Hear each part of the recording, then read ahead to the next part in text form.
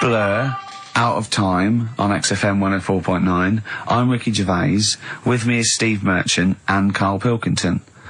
I really like that Blur track. I think it's the best thing they've ever done. Blimey. So strong words. They can quote me on that if they want. Oh, yes. On their, I'm sure on they'll their, rush to. On their, you know, one of their albums. Yeah. If they wanted. Well, listen. You're lucky I'm here, Steve. Okay. Right? You can see, you know something's happened. I've done my back in again. Right. I've got a special chair in here. I'm in agony, and I'm on the strongest painkillers I can get. Right? Okay. I feel a bit. Karl, I had to call Karl up today and say, look, I don't know if I can make it in, can you come and get me? He came over to my house, we got in a cab and he got me here, right? While he was round my house, Jane showed him, sort of camcorder footage of how I actually did it. Of how you hurt your back? And, I wanted Karl to tell you, because I was actually worried that if I didn't turn up, what you'd say to me. Yes. What was I doing, Karl? Right, so, I get round to his place, right? Says, right, hit play on the video, right? Have you ever seen a gorilla having a fight? I think I have, yeah. It was like that. Him and his mate round at his place last night decided to sort of have a bit of a wrestle. Yes. It went on. I mean, how much footage? Honestly, it was like a scene from Women in Love. Yeah. We'd done about 5 fights. We had to stop at one point because his arm was bleeding. You'd had about 5 fights? Yeah, well, we were wrestling. We were doing wrestling, right, in the, just behind in the lounge? Yeah. Well, on our knees and then sort of like doing, you know, and I kept winning with an arm lock. Right? Yeah. And then the last time he sort of threw me and I went on the back and my back was done. And I was, you know, it was Ian Morris. Yes. It was, you know. Yeah, isn't he a commissioning editor of comedy at Channel 4? yeah. And the funny thing was that we'd had lots and lots of wine, and we went. You surprised me. Yeah, right. And we went, come on. I'm gonna film this. The time we filmed, I said, film this, and Joe went, oh, right. And I took my shirt off. It's right there, and you can just hear slapping. Oh, why? Can I just ask though? I mean, it's a Friday night, you know, you have a couple of drinks, you know, some intellectual conversation. Yeah. How does it get round to? Do you fancy wrestling me? Well, and having it filmed. Well, it was on the couch, but I kept sticking my socks in his face to annoy him. Right. Yeah. And then he hit me on the shin, and I got sharp shins, and it hurt. And I was going, I'm going to smack your face, and he's done kickboxing. And it's that thing like you sort of joke, and they go, come on then. Yeah. And you start, have you ever seen the thing when Jack Osborne fights that skater dude? No. On the Osborne? I was very much the Jack Osborne figure. Right, yeah, the fat bloated guy just come out of rehab. Yeah. I'll tell you what it was like, Steve. Have you ever seen like the David Attenborough stuff? Where, like, a tiger will be ripping a deer's head off, and you think, why doesn't the camera crew stop it? Yeah. You sort of watch, you're thinking, why was James just letting this happen? Stepping in and intervening? Yeah. And the thing is, she said, right, you've seen enough, haven't you, and stopped it, so I don't know how much footage you got. It wasn't much. It wasn't much. But because your lounge is not huge, and there's not much space between the back of the sofa and the table. It doesn't need enough. It was just a pin or a submission, so it was all over with like one of us throwing the other one on the back, arm And locked. how does it, I mean, how do you start with a wrestling match? Are you both stood up, or you all... No, on your knees, and you sort of like go together like ratting seals. Yeah. Oh dear. Like a giant walrus. It's not gay. Play a record. Could we put that online? Could we get that on the web? That I would love to see. Better Rod Stewart? Yeah. Stuart May. Indeed. You need to say no more. If people don't know what it is from that information, Gervais Merchant Pilk. Exactly. All right. Exactly. Rick, I was out last night. I was in the Crouch End area, and I passed. Things upset me like this. It was a restaurant. It was a little French restaurant, but you barely noticed it. You walk past. It was like a row of houses and a little French restaurant there, open. It was kind of summery. Bistro. No one in there, Rick. It was about 10 to 10. I'm thinking if no one's in there at 10 to 10 on a Friday evening, it's doomed. And it really upset me. It genuinely upset me because I always think about the little French guy in there. You know, he's put all his money into that. He's convinced his wife to do it. Yeah. You know, she's not convinced, but she's a great cook. Eve. Exactly. And it's already going down the pan. Do you know why? You don't want French food on a hot summer's night. You want Mexican food. Well, indeed, some kind of tapas. But, exactly. But then because we were just discussing other things that upset us, and like glimpse of war. Well, true, obviously war. I mean, obviously I started with war, famine, disease, SARS, that sort of thing. And then it came down the list to worried about people who manufacture fax machines. Why? Because of technology. Well, moving on. I mean, if say you're making fax machines, you're a little company, you make fax machines. A little what? a little company. Oh, right. You're making fax machines. Are you allowed to use email? What, like, if you work for Coke, you're not allowed to drink Pepsi publicly? It just seems like I'm assuming that fax machine sales are plummeting. Now, the thing is, right, now I haven't got a fax machine, you're right, I've got email, but I much prefer a fax. Well, yeah, because you get it comes out the other side. Yeah, but... Do you know what I mean? It is what they've sent, that's what's great about a fax. But you can print off your email, can't you? And then you've got it in hard copy. Wow. It's sort of instant. But, I don't look at the emails, the fax comes out, it's there, it goes, it's like someone putting a little post-it note into your face. Do you know what I mean? You go, oh yeah, I'll read that. Yeah. Whereas the email, you got email, but what worries me is whether I'm assuming fax machines are just, I mean, I don't know if there's anyone listening who works maybe for a fax machine organisation. 08700 800 1234. If you're in the fax industry, give us a call, tell us, what sort of figures. Yeah. Exactly, yeah. We want to go down 17%, something like that. in the southwest. Exactly, those are the kind of stats. But, have you got fax machines yet in the north, Karl? Yeah. Yeah, I mean, you're loving it, aren't you? I like getting letters. Well, no one sends letters anymore, do they? You like getting a scroll from a man on a horse. Yeah. Saying you're... When do you get letters? Does my mum still sends me the odd letter? Sure. Even though I call, she likes sitting down at a table and... Yeah. So what, you call and ask the questions, there's no reply, and then you get a letter a day later going, question 1, yes, I am well. Question 2, yes, your father's well. Yeah. Oh, it's nice though, isn't it? Yeah, letter's nice. It's nice to receive a letter, yeah. It's always nice to receive a letter. Particularly if, you're on a sort of expedition. But what does annoy me though, you were looking at them the other day, you were talking about the pictures on them, postcards. Yes. Don't like them. You don't like postcards? No, they annoy me. And just because it's never anything of any interest, and the fact that, even though it's been sent to you, you're the last one to read it.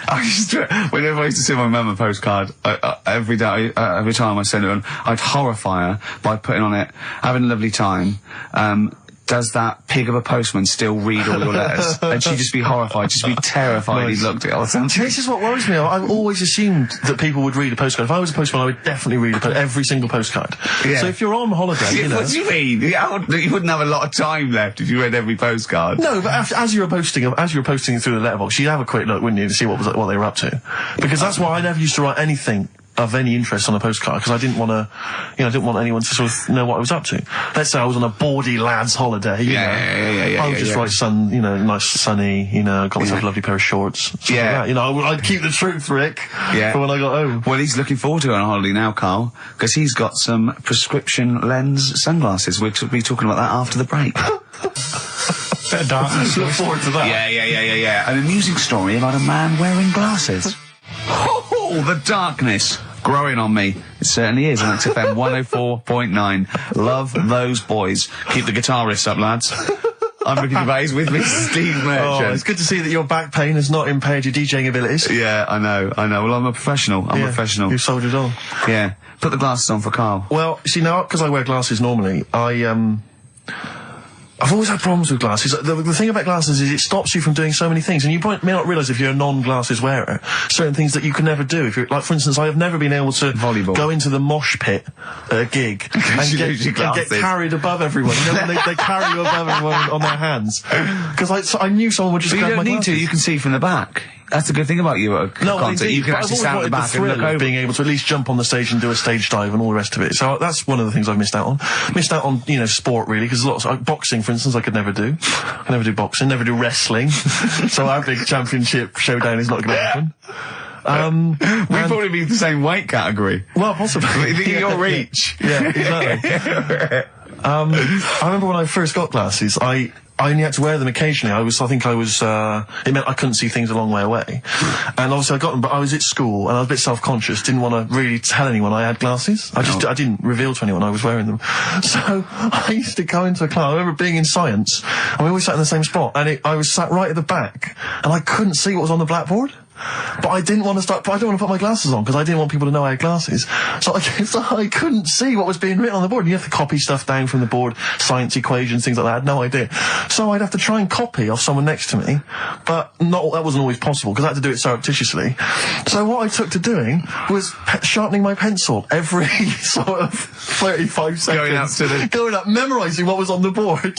And I got a D in science. Oh, that's awful though. It's a tough thing, glasses. glasses. So it really is. When you first start wearing them, if you're young. It was education versus vanity. Yeah, it's terrible, isn't it? And now he thinks, well, hold on. He's sorted out his hair. You can see he's stylish hair. Because when I met him, it was like, I mean, words or gummage. Yeah. He won't mind me saying that. Yeah.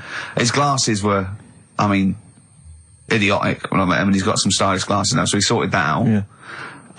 His clothes, he's quite a fashionable bloke, and when I first met him, it looked like a nerd.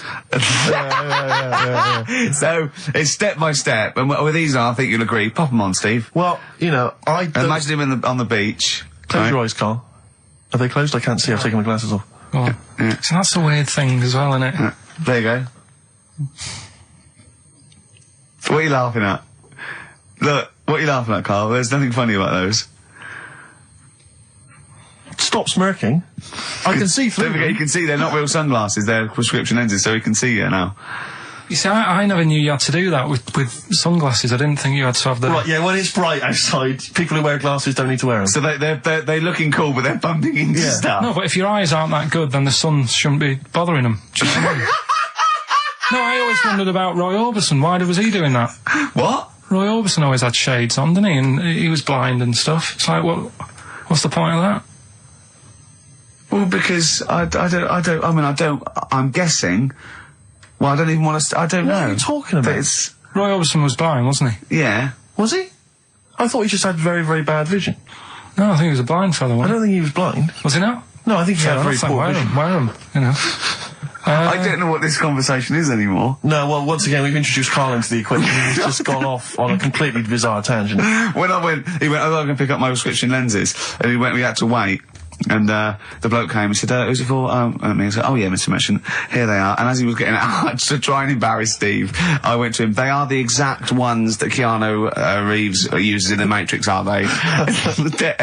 He went, what? I went, no, I'm joking.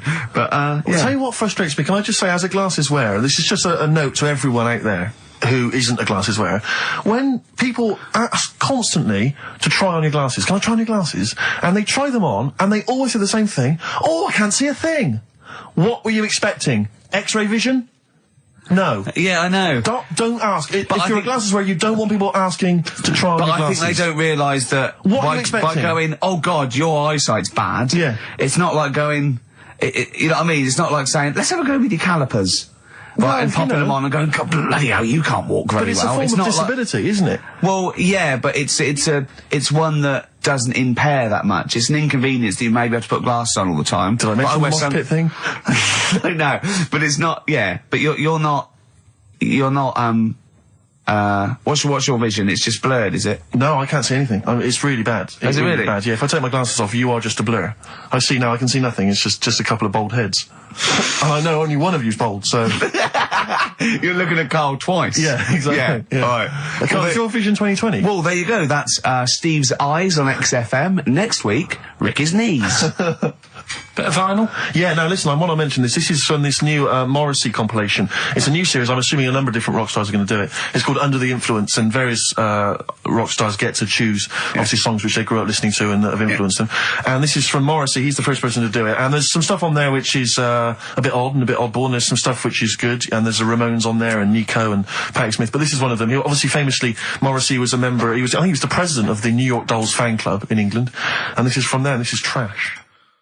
The New York Dolls, Trash, from this new compilation, Under the Influence, compiled by Morrissey. Are they the original punk band? At 08700 800 1234. Well, everyone knows they are. No, we don't want your calls. Everyone knows they are. Don't call in. Don't call in. Please. We're not interested. No point. Rick, it's 1:30. Yeah. Adverts? Yeah. Coldplay, I'm a scientist, and XFM 104.9, with Gervais, Steve Merchant and Karl Pilkington. We saw an interesting sight on the way here, didn't we, Steve? Yeah. When we came in yesterday to plan the show. To plan the show, sure. Yeah. We actually annoyed Karl for half hour and left. Yeah. But a bloke with a completely tattooed face. I I don't know what stage you are in, what stage you're at in your life when tattooing your own face is a good idea. But this wasn't sort of like, tribal or religious or anything. It was a bloke just had a sort of tattoo on his forehead and around his eyes, professionally done. It looked quite old, so I don't know if tattooers do that now. I think they've probably got to watch themselves, but I just think... there's not rules about what you can tattoo. I'm assuming if you're a tattooist, you can do what you want. You can tattoo anything. I wouldn't have thought. There's probably some comeback, isn't there? I mean, I certainly, I think you've got to be sober. I think you've got to be over 20, I don't know, over something. And I wouldn't have thought many tattooers would tattoo someone's face, would they?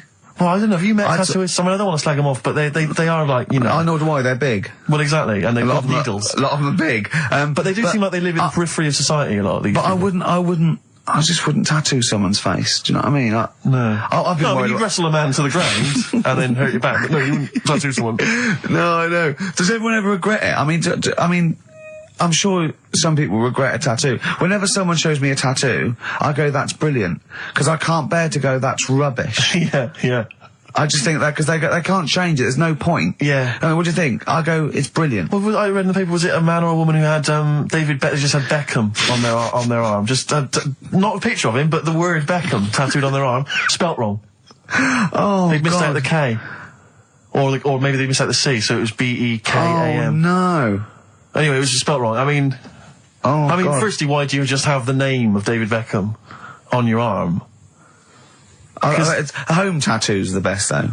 Well, that's done with a pin and a sort of some ink in prison, like with skins. Yeah. It's sort of wonky because they've done it in a mirror. Yeah. What does that say? Well, read it. Tanuck. Yeah, I did it in a mirror. Profanity. Yeah. Would you ever toy with a tattoo, Karl? No, I mean, I've told you about me Uncle Stan before, haven't I? Tattoo Stan. No. He's just covered in them. It just looks a mess. Do you know what I mean? You can be wearing the best suit in the world, but you still look a scruff. Sure, yeah. Do you know what I mean? Yeah. Once you have it done. Well, some tattoos, can be quite tasteful. No, but he was covered. It was all like, cut hair on his neck and it's just, a mess. And he did a lot of his own. I've told you about him before. Have you? I don't remember it. Yeah, because I was saying, if you're going to do your own, at least make sure you're a good drawer. Yeah. Why? It was just a mess. It was just all over. What he thought had he done? He sort of doodled snakes around. Yeah, and all his kids' names on his arms, and it's like, can't you remember them? Yeah. He might have had a lot. No, he did. Yeah. And do you remember even from a young age thinking that looks rubbish? Yeah. And I mean, it'll probably be about 60 now. I'd love to see what he looks like now. Well, just look at this. There was a story the other day in one of the magazines that I read about this fella who had a... well, this would be Bizarre or 14 Times then. Yeah. One of the magazines you read. Yeah. So it's going to be... It's not The Spectator. No. But this fella had a big eagle put on his back. Yeah. With a snake sort of covering it. And... such rubbish, isn't it? This kind of symbols of sort of dynamism and life. Yeah, I know, a snake and an eagle. Yeah, a large-breasted vampire woman riding a dragon. Yeah. That's always a good one. But this fella had that, and he had it in his will that when he dies, he wanted his son to have the skin taken off. Oh God! And put in like a little frame. Oh God! That's horrific. What's that? That's my dad's back. Yeah. Oh, are you sure? God. No. Because I read it and kind of started having sort of memories of Auntie Nora again. Yeah. Because she used to always like... now, Auntie Nora is the woman who farted for 5 minutes. She had wind for 5 minutes. Sure. Yeah. But she also, she used to say, Karl, rub me back. Right. And with her being quite old, it was all sort of mouldy and warty. It was mouldy? No, mouldy. Mouldy, right. And what did you do? I didn't like it. I hated it, in fact. It was like reading a Braille book. Yeah. It was like putting your hand in a load of Cocoa Pops. Oh, dear. All really big round things. And I just thought framing hers would be sort of 3D-ish. Oh, right. Yeah. What's that, a chunk of the moon? No? Yeah. Did you R-text that wall? Yeah. No. That's Auntie Nora. That's Auntie Nora's back. Oh, God. Any piece of your body can't you find? That's disgusting. Putting your hand in some... Is she the one with the split tennis ball when she wasn't wearing knickers? Shut up. What? No, let's not discuss the tennis ball. Okay. So she used to get you to sort of knead her dough on her back. Oh God, this is really bad. But like, what was she with her dress or whatever? Or she wore those sort of squid-looking things. Like sorry, what? Those squid-looking. Hey, Auntie Nora, coupling octopuses. What are you talking about? What do you mean? It's like a nightgown type thing. But what's squid got to do with it? Because it sort of looked like a squid around the edge. Oh, I know, frilly things. Yeah. And she just said, I'm aching there. Oh. She was never well. She was never. Do you know what I mean? She's always had something wrong with her. I don't ask her how she is. It's just like she's not going to be all right. Did she have wind when you were sort of neat? It must have been like playing an accordion. Get a little tune going. Wow. Oh, who's your auntie with the tattoos? That's Hazel. Oh right, yeah. Let's leave that. Why? Oh, let's why? Not talk about. We'll leave it. What have I come across there? What's up with that Hazel? What's up with that Hazel? There's nothing wrong with her. What? Just a lesbian, which is nothing wrong with that. Well, no, but you've made it sound like there is now by not wanting to say it. My auntie's a lesbian. I know what you're saying, though. I know what you're getting at. Just because I call her Uncle Hazel. Play a record. He's from Manchester. Please forgive him. Lizzie, don't believe a word. XFM 104.9. I'm Ricky Gervais with me, Steve Merchant and Karl Pilkington. Email here from Chris. He said he met a girl in Australia whose boyfriend tattooed her arm with the word psycho, except the spelling was wrong, and she ended up scarred for life with the word physco. Physco. Physco. I mean, a word of warning, if you're going out today to get a tattoo, they're tattooists. Yeah. English is probably not their speciality. So be careful. Write it down for them first. You are walking on thin ice. I've seen some of these boys. They're big. Sure. They're big. No, and if they're willing to stick lumps of metal through their faces, what are they going to do to you? Well, yeah, indeed. So, Steve, sorry to all tattooers. The piercing, you see, I have a weird problem with the piercing as well. Because, I mean, the earrings, that makes sense. I had earrings ages ago, but... Did you? Yeah. Oh, but you're a man who notoriously hates pain, and he's scared of everything. It hurt. I was about 18, and I took 2 in 1, and they did it right, and he just went, and I went, all right, I went, yeah. I just went, oh, God. Did you have them in both earrings? It was like a staple gun. I just went, and it didn't really hurt. I thought, well, I'm not doing that again. It hurts too much, and it just throbbed. Were you still living with your parents at the time? No. I mean, what do people... your kind of oiky Reading family, what would they have made of... Oh, well, they know I had them afterwards, yeah. But did they take the mick? Oh, God, of course they did, yeah. Yeah. Rick, you ain't going to eat like that. Oh, you'll get followed. Oh, look at you. Look at that. Yeah. That's disgusting. And when I was new romantic, my mum said, bloody hell, I thought I only had one girl. Which is the earring? Because isn't it like one ear is for gay people and one is for straight people? Is that just a myth? Or I don't know. It might be something to do with which ear you had it. Yeah, there probably was sort of like signs for that. Yeah, it's like when you're growing up, I had loads like a white polo neck, right, and a ring on your little finger. That means you're gay. Yeah, yeah. Like you can see him coming. He's just consulting your little chart. Exactly. Hold on, white polo neck. Yeah.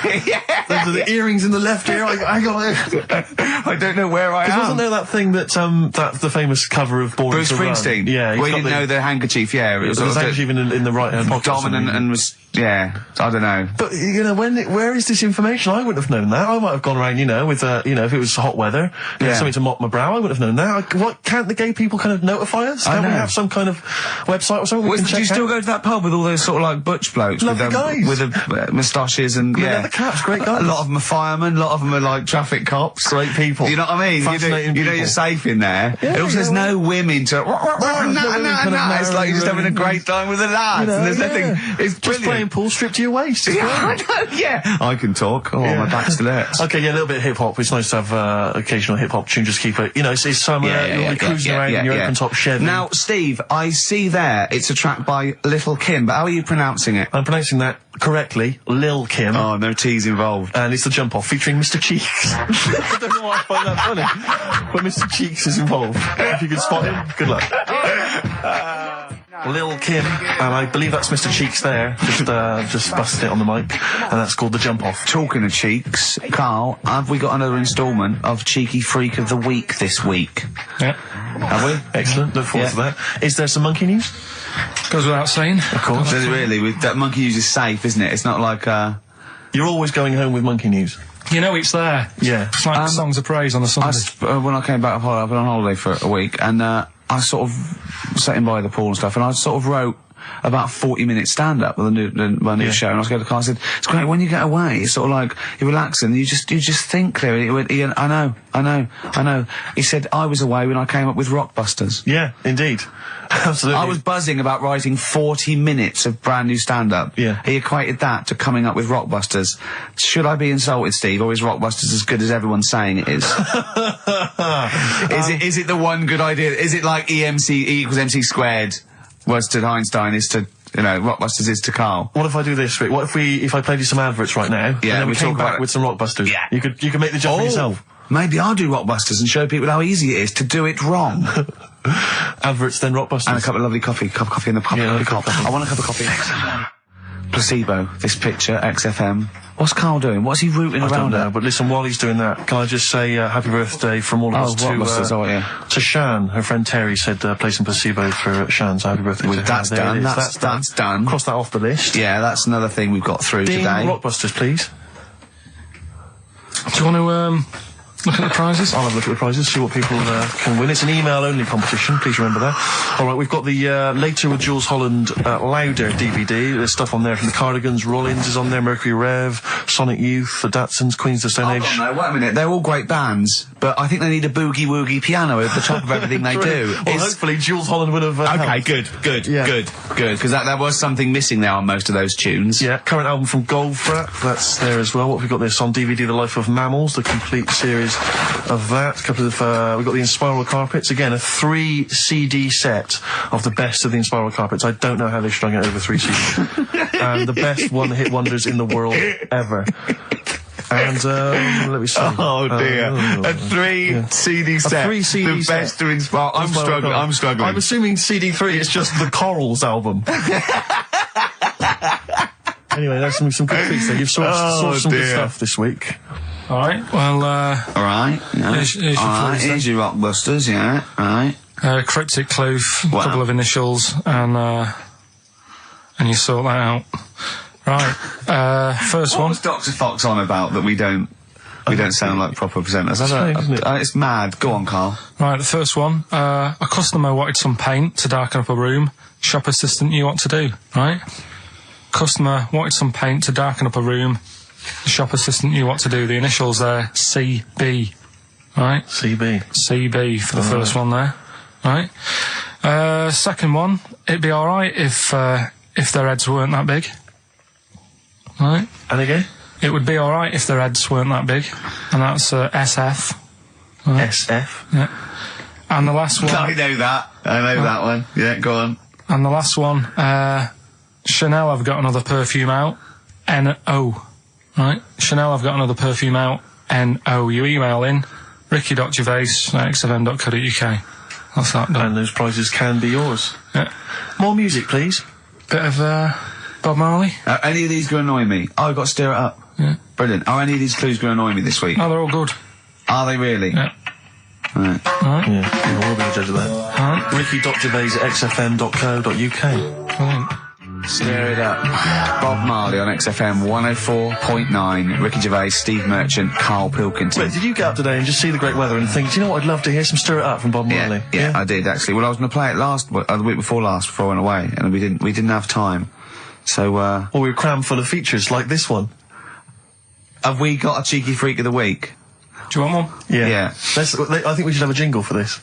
Okay, I've got a jingle. It's very similar to Chimpanzee. Chimpanzee that? Yeah. Well, let's hear it. Okay.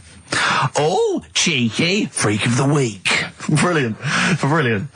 Yeah, no, I think that's excellent. So, cheeky freak of the week. You've spotted a freak This is where somewhat, I think, offensively, you pick on someone who's not like other people and say it's your favourite freak of that week. Yeah, I remember we had the woman whose legs looked like the hind legs of a dog.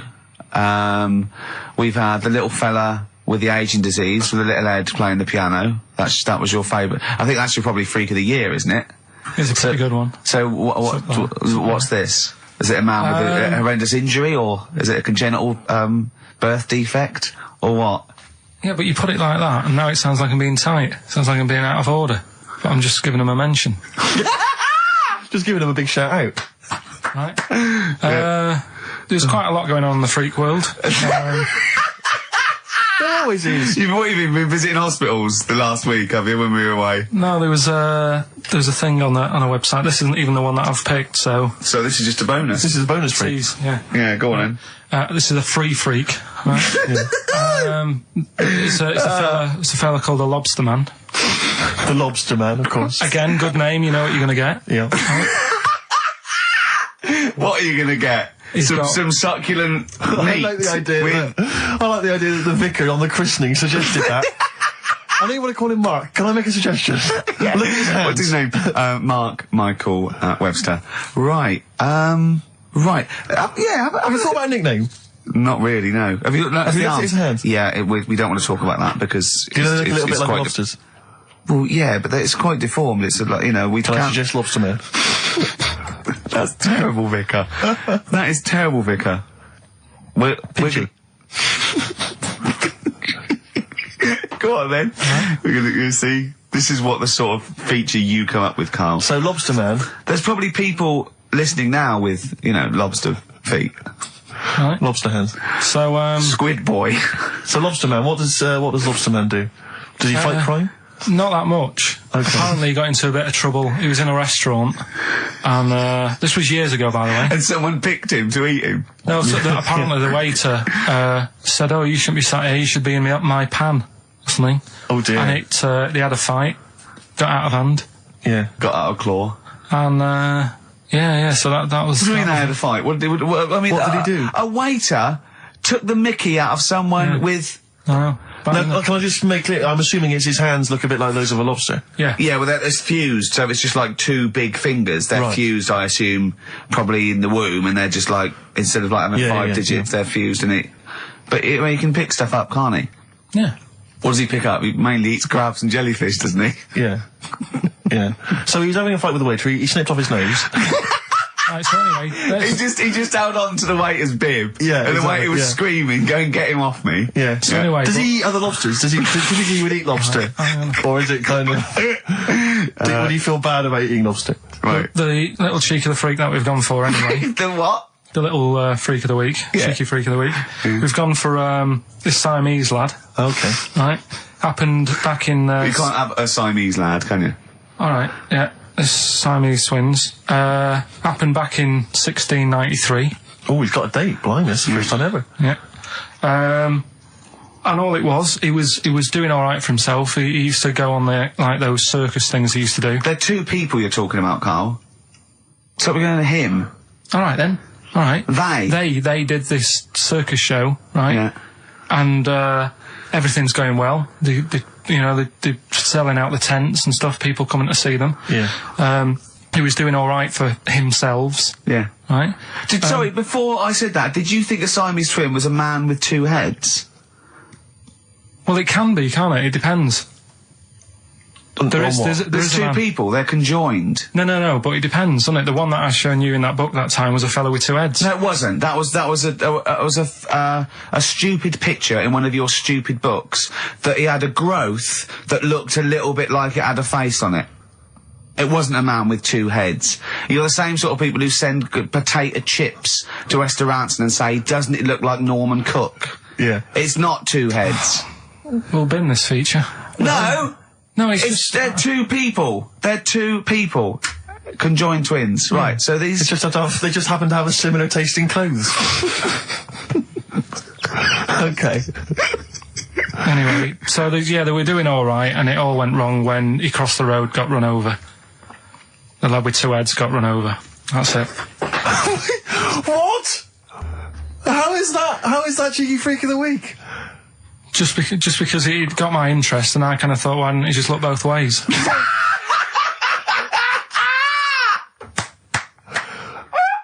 I'm intrigued to know why wasn't he looking both ways? I'm intrigued to know how you get run over. What was it, 1629? Yeah. Well, it's horses and that, wasn't it? Yeah. Oh, why wasn't he looking both ways? Karl Pilkington, you are a genius. Play a record, you fool.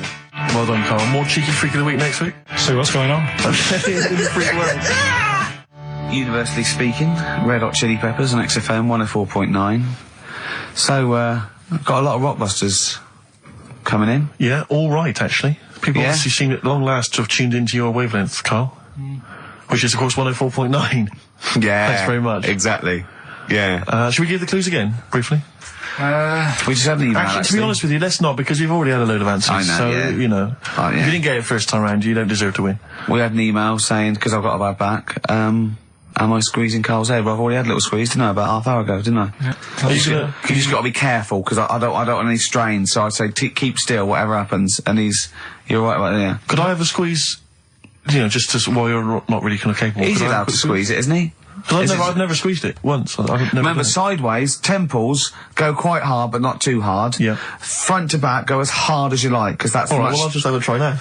No, you've got a bucket. He's sorted it out. He says every Saturday between... Yeah, but I'm taking over from him because let him have one squeeze. Let him have a go then. So, the front and the back... Get round, so you got... That's it, right. Now, use the thing like that. Not too hard at the front? No, really hard at the front and back. There you go, yeah. You got the hang of it. Oh, right. God, it's good fun. I see why you like it. No, we'll just give you a side. It's great fun. Yeah. It's great that, there's a little bit of, grip there with the short hair, but obviously not too much, there's not much up there up top. Good, isn't it? Yeah, I'll be doing that again next week. Do you know, I got a form, right? Do you know I'm staff here, right? I'm like on the staff, I'm one of the staff. Got some internal mail the other day that you have to fill out about if you die at work, who gets your money. It says, do you put yourself at any danger?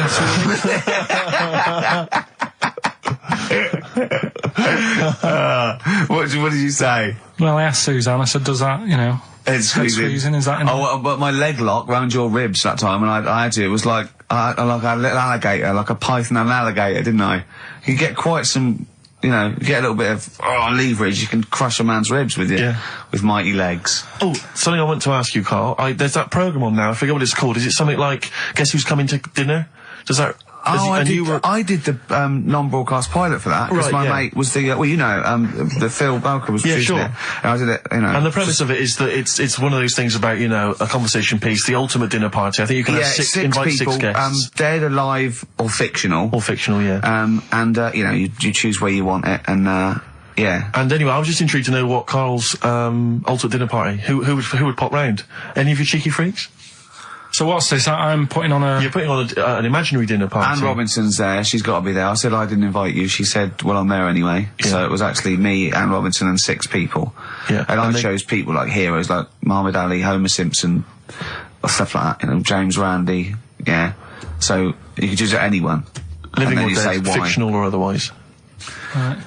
Would it look like a circus from the 18th century? I'll have like a few freaks in there. Like what? Who would you have?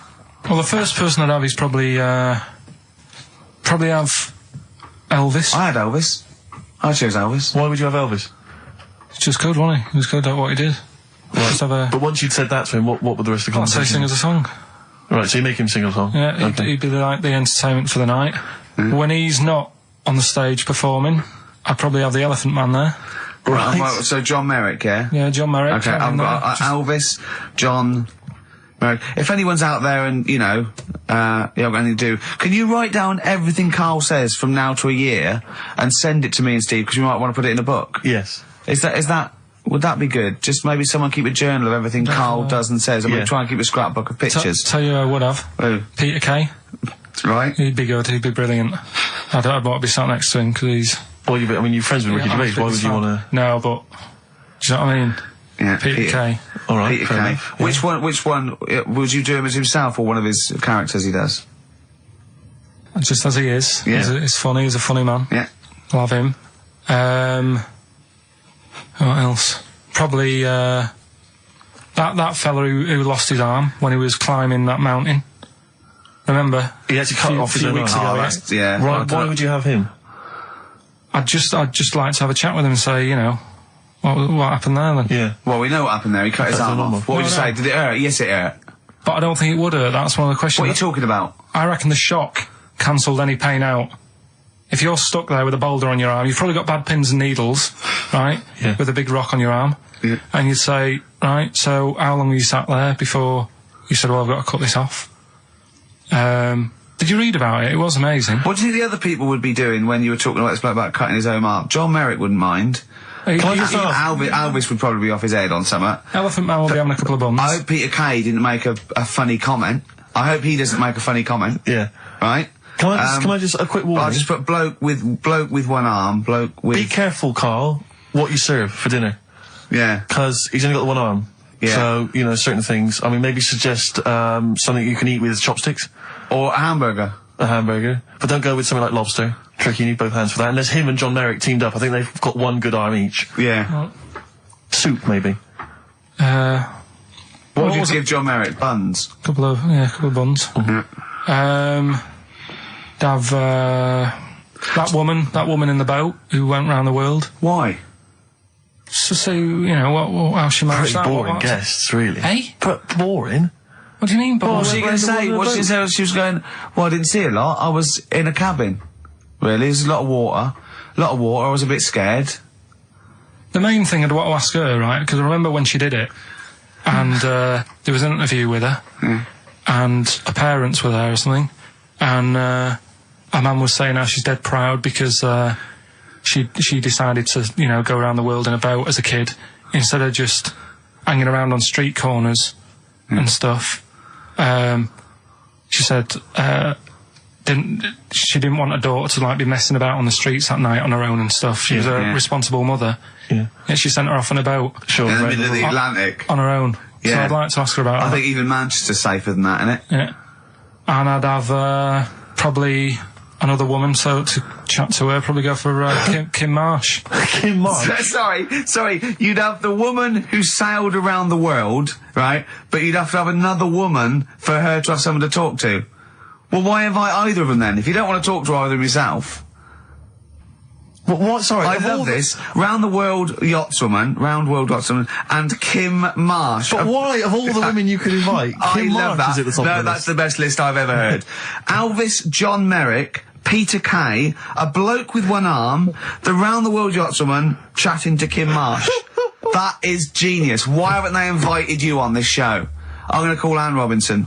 Right, okay, if anyone's listening to that, have Karl Pilkington. I know no one knows who he is yet, but what a great bit of conversation. Play a record, Karl, you're an idiot. Some Smith? Oh, always a treat. Yeah, we played something from Morris's selection. Something that would be on my ultimate compilation is something from the Smiths. and it'll probably be this one. I started something I couldn't finish. I think that's one of their underrated albums, Rich. Strange Ways, Here We Come. It might be my favourite. It's my favourite, certainly. Yeah. And that's from that album. Queen is Dead is a lot of people's favourite, but I don't like the wacky ones. It's the novelty ones. It's got some great ones. I think he's got some of his best tunes on there, but I don't know the frankly Mr. Shankly. Yeah, he's always got this tendency to sort of write music hall style songs. Yeah, but that's a great one, that. So there you go. Elvis, John Merrick, Peter Kay, bloke with one arm, woman who sailed around the world, Kim Marsh. What I like about those two, numbers 4 and 5, he doesn't even know their names. Yeah. I'm hoping he'll just write on the invitation, dear bloke with one arm. Yeah. Having a dinner party. Yeah. It's better than most people. I imagine most people, when they do this, if they go, Nelson Mandela. I know, of course, yeah. I think I read an interview with Mick Hucknall where it was something like, who do you admire? Nelson Mandela. Brilliant. I don't read papers when I'm in this country. When I was on holiday, I read one, and there was an article in there about Beckham meeting him. And the article was about how many people have met him. And I was thinking, we are the only 3 people that haven't met him. Nelson Mandela, yeah. It's just like, does he rent himself out? Do you know what I mean? It's like the back of in the back of the stage where you can get a Caprice lookalike to wander around. They go, is that a lookalike? No, that's really him. It's 40 quid, he'll come to your party. I think what it is that he was locked up for so long. Yeah, he's never home. He's just so shocked. It's like Salman Rushdie, he's running around. I've seen him twice. Yeah. His house must be a tip. He's never in. God. Well, I think it is if you stay indoors for a long time. Yeah. You've got to get out there. You've got to get out there. You get a bit stir crazy, I suppose. But he's met some of the great names in world events. Obviously, he's met the Spice Girls. Alan Titchmarsh. He's met him, yeah. They did his garden, didn't they? Yeah, David Beckham. Yeah. Oh, that must have been great. But I mean, maybe we could hold out and never meet him. Yeah, this is like even if we get invited to one of them, that's where I go, no. Yeah. Not really. We're the only 3 people who've never met Nelson Mandela. I'm not meeting him till I make sure he's definitely going straight. Exactly. You know what I mean? I don't really. I don't like to hang out with people who don't. No, I wouldn't invite him to my ultimate dinner party in case, the silverware went missing. Oh! Well, you don't know, he was inside for a long time. They pick up things in these places. You can pick stuff up. It's usually Karl that comes out with those sort of things. Karl, what do you think of that? What, Nelson not having him around because he's nicking? Well, let's back out now. Let's back out now while we're ahead. We could in Celebrity Big Brother. Yeah. Being used to being locked up and that. we could, wouldn't we? Yeah. I started something. I couldn't finish. Yeah. Should we play another record, or should we talk about some, on a lighter note, Muffy the hamster had a narrow escape with a, play a song, let's have the Rockbusters answer. Oh, God. Martina Topley Bird, Need One. Alright, XFM 104.9. Well, it's that time. It's getting exciting, we've got Rockbusters results, but before that, a little bit of monkey news with, chimpanzee that monkey news. Karl Pilkington. Brilliant. Let's do it. I read that for a couple of weeks. Go on then. Alright, so, it's like this little monkey. Oh, yeah. Who lives in Morocco. Right, I'll just warn you now, you're on thin ice from last time, okay? So, make sure, is this real? It's been Don't say anything you would think about it. As you're saying it, think to yourself, is that true? Do monkeys do that? Do they think like that? So, go on then. So anyway, yeah, so there's this magician in Morocco, right? He's got a little monkey working with him, right? The way it used to work, magician used to do his thing on stage, do a little bit of magic, people loved it. Then the monkey came out, had a little cap, walked around the crowd and stuff, got the money, had a good little team thing going on, right? Yeah. So anyway, the monkey's name was 86. Right. Because back then there was so many monkeys, it was like, what names, do you know what I mean? What names do you use, what do you do? So they just named them, right? So this little monkey... What, he had 86 other monkeys? No, it's just that because a lot of monkeys were sort of working back then, helping magicians out, you know, doing bits and pieces, busking, what have you. Well, Rick, you know how there's so many... why would there be a confusion with that? If he only had one monkey, where's the confusion? People would go, I'm not going to go and see that, I want to see 86, he's the better monkey. Do you know what I mean? What does it matter? I don't know what you mean. Well, why do they need... Where was the confusion? With people going to the circus and going, what monkey are you going to see tonight? I don't know. It wasn't a billing, was it, with a monkey? But Rick, it's just the same with humans. You know, there's so many humans now that we can't give them names anymore. Yeah, they all have to have numbers. Exactly, yeah. There's so many humans, you know, with 5 billion people. We can't give them names. It's impossible. But, you know, with a few monkeys anyway, number working... 22, go on. So, anyway, there he is. 86. 86. With his hat. With his hat, walking around, getting the money. Yeah. Anyway, the magician sort of, thinking about moving on. Because in Morocco, he'd sort of done all the tourist traps. Sure. So he had a word with the monkey, said, how about we... See? No, let him continue. Think. Let him continue. He didn't have a word with the monkey. Let him continue. So what do you think about going over to Spain? Yes. Sure. So, the monkey was in agreement? So he said, go on then. Right, so they get in the car, and, the magician knew he'd have a bit of a problem on his hands, because you're not meant to take monkeys out of the country. Yeah. Right? So he thought, right, what I'll do, I'll get a car, right? Right. Stick the monkey in a boot, right? Get on the boat, and hopefully sort of, stick it in some luggage and what have you. Yeah. We'll be over there, we'll be earning big money, everything's going to be great. So the monkey was like, brilliant. So they get in the car, they're on the way to the boat, and pull over at a petrol station. And just before filling it up, he opens up the boot and he goes, "You all right in there?" And it's like, yeah, it's sound. So he leaves the boot open so it can breathe and get a bit of fresh air whilst it's filling up. Goes in to pay the money. Yep. Pays the money, goes, I'm just paying for the... Right, this monkey is not going to drive away in that car, or we're never doing this feature again. Karl, what happens? What's number 86 up to? So... 86. So, That's the ending, isn't it? That's the story. Come on, let Karl finish the story. It better not be. Brilliant. You're gonna love it. Right, so he's in the petrol station, and he's going, right, I'll pay for pump 4. And the fella says, what are you talking about? Pump 4, isn't that a monkey? No. Sometimes I use numbers for monkeys, sometimes I use... No, I mean pump 4. Sure. So he says, what are you talking about? There's no car at pump 4. Right. Keep going. Sticks his head out of the door. Yeah. The monkey's giving it some. Went over to Spain on its own. I don't know what to do. Well, hang on, let's just get a couple of the facts right here. Well, what do you mean, couple of the facts? Right, there are no facts. So number 86. Number 86 he drove to Spain. You are honestly, Karl. You must know. It was an automatic. Right, Karl, you must know that is shit. There is no way a monkey. That's the thing with he gets stopped at customs. It's mental. How would he get through customs, Karl? Has he got a passport? No, he was sneaking about because he didn't have a passport. So he parked and then snuck through. Do you want the facts? Let me see it. Right, I'll examine this, Rick, and we'll play a record. Play a record, because I can't. That's nearly as bad as the armed robbery. Right, go on. Yeah. Play a record. Better Suede. Yeah, Stay Together. My favourite. One of 86's favourites. Yeah, brilliant. My favourite Suede track. Stay Together. XFM. Well, nearly time to go. But before we do, a little bit of Rockbusters results. Just checking some of the answers, Rick, and it seems that an awful lot of people have got it right. Go on then. Tell us them again then. Remind us of them before you give us the answers. Alright, Rockbusters number 1 was like this. It was a customer... We're stopping Monkey News, by the way, until you start getting some credible ones. Because that's it's ridiculous. It's not true. No, it seems mad. But no, but it's from the internet again. So anyone can go online, download that story. It's insubstantial. It's get ones from journals or where the source is quoted. Okay, or we're not interested. Or we're not. Well, you don't. Okay. So same with on thin ice. We've pulled this once. We've pulled Rockbusters. We suspended it once, and you came back again. So it's. Do you know what I mean? So go on then. Right, so Rockbusters number 1 was about a customer who wanted some paint, wanted to darken up a room. The shop assistant knew what to do. What did she do? The initials were CB, Cellar Black, right? Cellar Black. Sell her some black paint. I thought Cilla Black, because it's CB, and I thought, well, it can't be, because it's not Cellar. It's not Sell Her Black. Cryptic though, isn't it? No, cryptic doesn't mean it's wrong. Right. They all got it anyway, so... It's a bit weird, isn't it? Second one, it would be alright if the Reds weren't that big, right?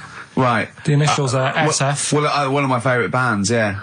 The Smaller Faces, isn't it? Small Faces. Well, no, that doesn't make sense. Okay, go on then. And the final one, Chanel have got another perfume out. Right. I'll just say we've had an email from one of our listeners who said if this turns out to be New Order, he's never listening to XFM again. What's the clue again? Chanel, I've got another perfume out. New Odour. Right, well that's another listener gone.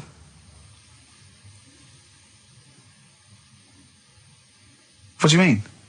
There's not a group called New Odour. No, it's cryptic. It's not, that doesn't mean cryptic! Wrong doesn't mean cryptic. It's like saying, what animal I'm thinking of? Frog. That doesn't mean cryptic. Sell Her Black. What artist is that? Small Faces works. Just about. If I say what animal I'm thinking of, what am I Monkey. thinking? Well, there you go then. So it does work. Play a record. Right? Play a record. So who's a winner? Ah, yes. Now I'm going to give it to someone who emailed in with the correct answer, and his name is Steve Martin. Really? And I'm giving it to, I don't know if you've noticed over the last few weeks, I've been giving the prize to people with just a kooky element to them, you know, if they've got people to start sending their name in, like, Barry Bumpfreud. Well, don't worry, because I can spot if it's a fake comedy name. What was that last one we laughed at? I can't remember what it was. I think it was Gerald something. Yeah, it was. It was just like Gerald Smethurst or something. What's it, Preston? Gerald Preston. Why is that a funny name? Jerry Preston, a great guy, but for Gerald some reason, Preston, we laughed at that. He caught my attention. So this week, Steve Martin's caught my attention. Right. Yeah. When was the last time Steve Martin made you laugh? This Steve Martin? Dickers hasn't been... Yeah, we've had no correspondence from Dickie Anderson for some time, which saddens me. Little Dickmeister General, what is he doing out there? Has he got... What? He's got something better to do? Ridiculous. Pathetic, right, well, that's the end, We've got the last song, so is there anything it's the end of Rockbusters, and it's the end of Monkey News. Monkey News will give you one more go for it, and it's got to be credible, it's got to be real, it's got to be true. We need to see your sources, it needs to be corroborated. Okay. Rockbusters, they've got to be real band names. New Odour. New Odour. New Odour. Just anything. Just brilliant. Well done to Steve, he got them all. So is that it then? Yeah. Brilliant. Well, cheers. I've enjoyed that. I hope your back's better, Rick. Yeah. And, Karl, I hope you buck up your ideas. Your brain's better. Yeah. Got something interesting about a brain, we can talk about it next week. No, tell it now. No, I'll Quickly, what is it? No, I'll leave it. Oh, like that's a hook. Like people will be going for a week. Oh, I wonder what things are a girl's brain. Was it a brain that drove a motorbike across to Switzerland? You've heard it. That was the record before us, and here we are, pre-recorded, because we did this a few weeks ago, because we're not here at the moment, are we? We're away in that. I'm Ricky Gervais, with me Stephen Merchant. Hello there. And Karl Pilkington. He's not actually with us. He's on the. He'll be in some of the best of clips that will be coming up shortly. Yeah, this is just us, isn't it? This is just us. We did this. When did we do this, Rick? A couple of weeks back. Hold on, what is it? It's the 27th today. Yeah. I enjoyed Christmas. I loved Christmas. I loved Christmas. I had a great time. What did you get? Loads of presents. So did and I. I'm glad they made it to number one. Oh, I'm really glad. Stroke, he, she. Yeah, I'm really glad that the pop idols, Cliff Richard, Westlife, made it to number one. Bo Selector. Yeah, just delete that. Yeah. Okay, well, we're going to play some of the best of, some of the greatest moments of the last 3 weeks. Yeah. Ever heard on XFM 104.9. What about this? Do you remember this one? Oh, which one is it? All right, so here's the first bit. What sort? No. The Pope. Yeah. What semi-precious... Sorry, Mrs. Robinson, we're going to have to let you go. Yeah. Go on. You are the weakest link, Karl. Goodbye. Yeah, go on. The Pope. Yeah, the Pope. Yeah, we've got the Pope. Yeah, that's not strictly a question. He wears a... He wears a dustman's hat. He wears blimey trousers. Yeah. Does he live in a council flat? Yeah, he lives in a council flat. He wears a semi-precious stone. What's the stone? The Pope wears a semi-precious stone. What is the stone? You mean, what is it called? Yeah. What is it called? What, is it got like a kind of papal name? I think it's like, is it a 18 carat one? So we got to try and get the carat yeah. of the Pope's big diamond. He calls it Dennis. He calls it Dennis the Stone. Do they want the type of gem it is? Like, or is there some kind of papal name for it? Or do they want it like the Rosetta Stone? Or I don't know. I can't. Play a record. Play 2 record. Let's not. Where's your head at? Basement Jacks. Right, okay, let's get this right. Have we knocked this on the head then? Is this not happening? Oh, here he is. Look. Here he is. Come in. How have you... Oh, God. I don't believe that. Oh, that's pathetic. I do not believe that. That's absolutely pathetic. Now, they won't believe this, will they? No. Right, if I say that Jonathan Ross just got his massive member out, and he is a big lad...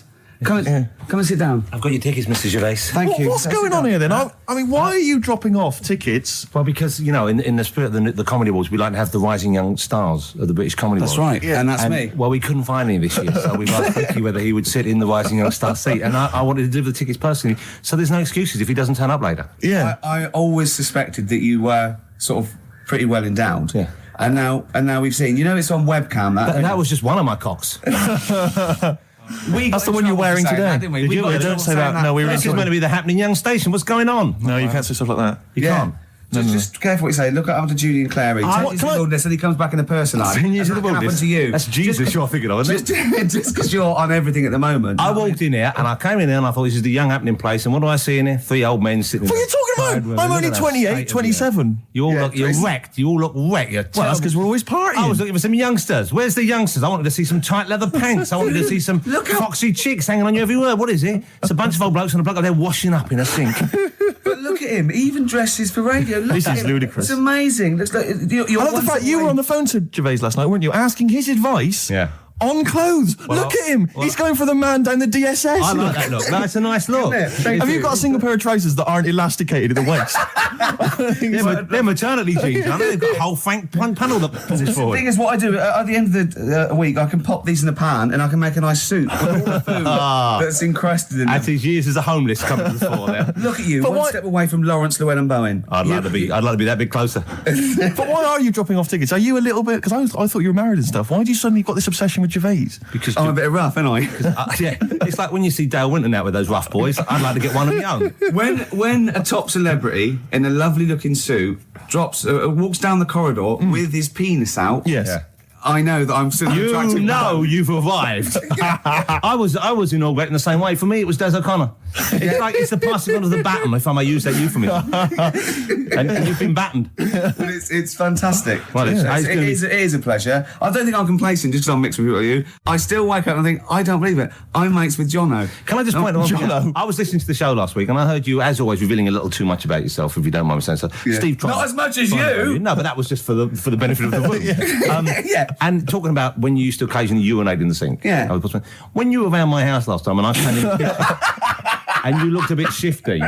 No, please reassure me. It was more ownership. I was like, I went to my territory and then other people that come in that go, has Gervais been round here? It's like just marking my territory. Because my coffee the next morning had a hazelnut tang to it that I don't remember putting in. Can I just say something? Because I mean, I used to, mention to you, Gervais, when we first started getting involved in the business. Yeah. I used to say, if there was one celebrity I'd like to be friends with, it's Jonathan Ross. Yeah. Lo and behold, Ricky's befriended Jonathan Ross. I'm nowhere to be seen. But Not Ricky invited round. Ricky told me that I could be his friend, providing I never extended the arm of friendship. Right. Yeah, if you ever... I thought as much. He tries to keep everyone else down he works with, from the office, all the other shows. He tries to keep them down. I didn't even want you to come in. I wanted to Yeah. meet you on the steps. Yeah. I didn't even want to tell him you were around. But you called. He went, who's that? And he saw your name come up and he went, well, can I meet him? Well, you're all coming tonight, aren't you? This isn't Radio 2, by the way. These links are way too long. This is snappy radio. We have to play out... Yeah. You might The be kids have lost interest. But the kids want to hear Coldplay, Catatonia, You know what I like? Faithless. How about some more of that instantly forgettable hip-hop you play each week?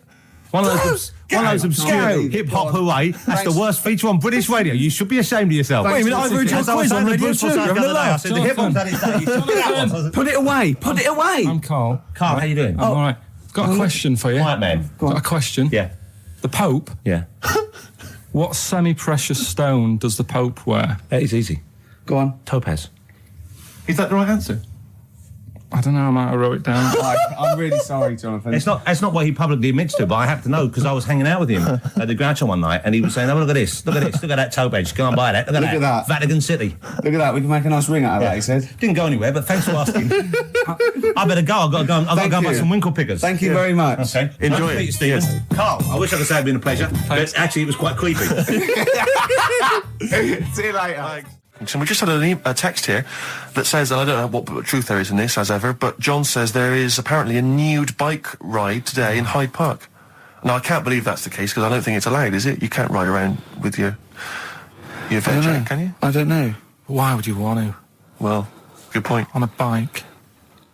On a bike, I like the fact that that's what disgusts him. I want. Do you know what? If we did appeal for a nudist to call in, I'd want a very specific sort. I want a German nudist, a middle-aged man called Helmut. Okay. If there is any, or the closest one to it. So I want a middle-aged man from Germany. If your name is Helmut, you're in. But I'll accept Hans. Karl would be good, wouldn't it? All right. Yeah. I think I'm wondering if the age might. Maybe we could we broaden that Okay, out just a German nudist bloke. Right. Could he at least be fat? Could I find a fat German fella? If your name's Helmut, we're going to give you a big prize. Yeah. But, any fat German fella who likes to get his sausage out. Sure. Okay? It's sauerkraut. Yeah. What's the phone number? 0871 222 1049. It'd be good just to get an email or a text over the contact, wouldn't it? And then I can just call them up in the week. Sure. And 83936 is the text number. I don't know what our audience demographic pans out like, Rick, but I'm suspecting that's probably a fairly small fraction of our listenership. I know, but there must be someone out there. If you know a fat German who likes to get his tackle out, phones are going.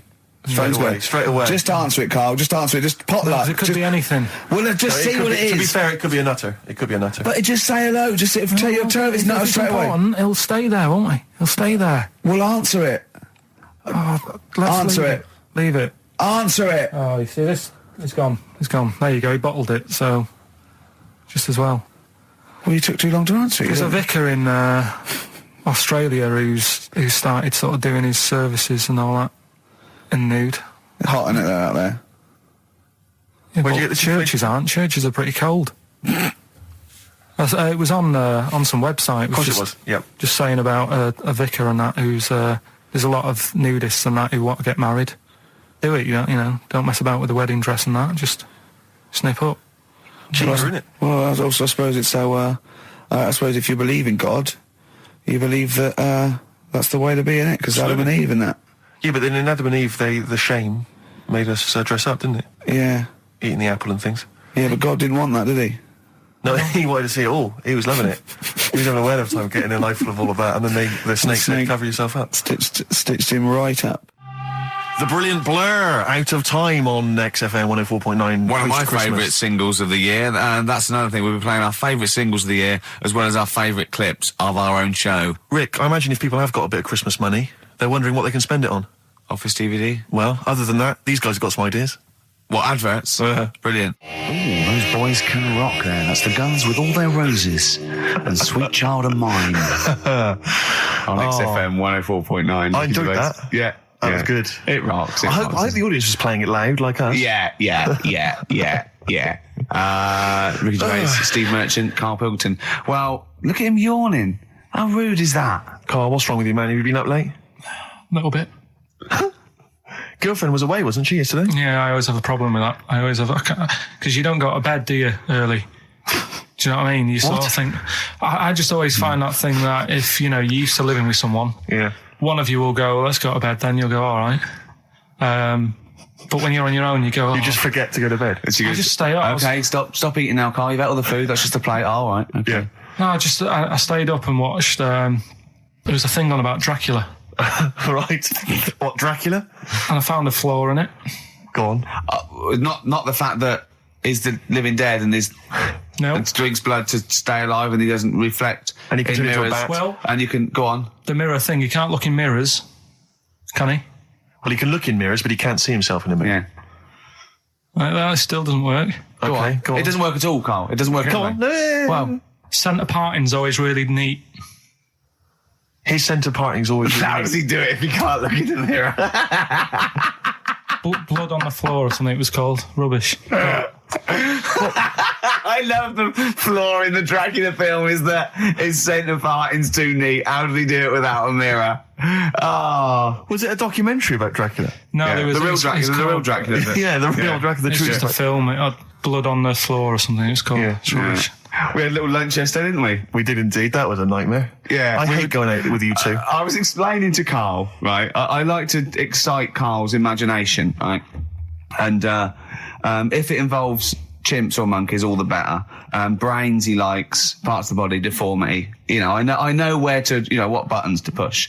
And I told him about this thing. I don't know if any of you out there know about this, but there's an experiment they did in the 50s, a clinical psychology experiment where there's your two hemispheres of the brain, okay? They're joined by a thing called the corpus callosum, right? Which is just a little flap of skin, like a little scarlet lead that joins your two hemispheres. And what they did, they cut that in half, and they thought it was a cure for schizophrenia, but what it turned out to be, or epilepsy, I think, I can't remember, was that your two sides of your brains didn't function together. You couldn't get information. I was telling Karl all this thing, and one of the things I told him was that they did it on a monkey, and it fought itself over a nut. Like its right arm was connected, by its left lobe of the brain, and it was fighting over itself. And Karl went, instead of thinking this is amazing experiment, he went, would it have been happy if you'd given it two nuts? Yeah, I know. Well, you started off by explaining it, and I remember you mentioned, because I was watching the two of you as you were describing it to me, you said, of course, one side of the brain deals with symbolism, and as you said the word symbolism, I noticed Karl drift away from looking at you, pick up his mobile phone, and start pressing buttons randomly. And I thought it was the word symbolism that got him. And I noticed it took you just a moment longer. And I think the first thing you said was, when did I lose you? Yeah, I knew I'd lost him. It's extraordinary. And he doesn't even try to disguise it. I said nomenclature at one point as well. Right, yeah. And I knew I was dicey with death there. Yeah. But, but I told you tried to look it up, didn't you, on the web? You didn't find anything about it, did you? The spelling of it's, what is it again? What's the word? Corpus callosum. Yeah, so I couldn't do it. No, don't bother. Give up. Don't bother. So if anyone knows any interesting facts about that, but yours hasn't been cut in half, has it, Karl? That would, again, might explain something. I'll tell you what we will be talking about later. I don't know if you're sort of aware of them, Steve. Go on. Bonobos. Oh, I don't know much about bonobos. I told him about he was looking for stuff. I said, put in bonobo. He was having no luck with chimp. And they're a form of chimpanzee, but they're even closer to us, evolutionarily speaking. They've got their social groups are more like ours. They're more intelligent, and he was loving it, weren't you? So is it human bonobo Karl? Is that how it works on the evolutionary ladder? Chimp Karl. Yeah. Talking about him. So we're talking about bonobos. You're excited about that? Yeah, That's coming up in Monkey News. No, I think it's a bit of a monkey bonus. Because my auntie Nora, she same thing, pumped her with loads of drugs. She used to have a cabinet next to the bed is like boots. She's got loads of stuff, right, for all sorts of stuff. And I mean, she's not that old, but she's on loads of stuff, right? She's a bit coked up, is she? She called up my mum once. And, yeah, you told us this. Go on, tell it again. And she said, "Oh, how are you doing?" And that. She's all right. Bit worried though. My mum said, "Why? What's up?" She said, "I've been breaking wind." So she goes, "Well, you know." She says, "No, but this one is going on and on and on." And she was like, she was like, what do you say? What's like passing wind, farting for 5 minutes. one thing, not like, you know, trumping and then nothing. Yeah. Continuous drone of a fart. Yeah. I don't think she had. How big was she? She must be the size of a barn. No, she's not that big. She's good for her age. No, Quite but I mean, quite slim. No, it's but fine for 5 minutes. Where's all the gas? Was she circular breathing? Was she sucking it in with her mouth? It was just, I don't know that much about it. But she called up my mum. About 2.5 minutes in. Could you hear it in the background? 2.5 minutes in! 2.5 minutes in, she called my mum up, and it went on for a further 2.5 minutes. Oh. And she just stayed on the phone, did she? Where was... Going, can you hear that? Well... Yeah. Did she hold the phone next to her arse? Listen to that. She was off the ground. Trying to work a tune down. she was actually hovering. She was 4 foot off the ground when they found her, the ambulance men. The cat's dead. Don't light a match! Don't light that cigarette! Yeah, it's like that advert. The kids come home from school, switch on the light. Yeah.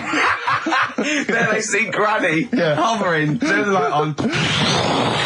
Be careful if you have an elderly woman at home. Yeah.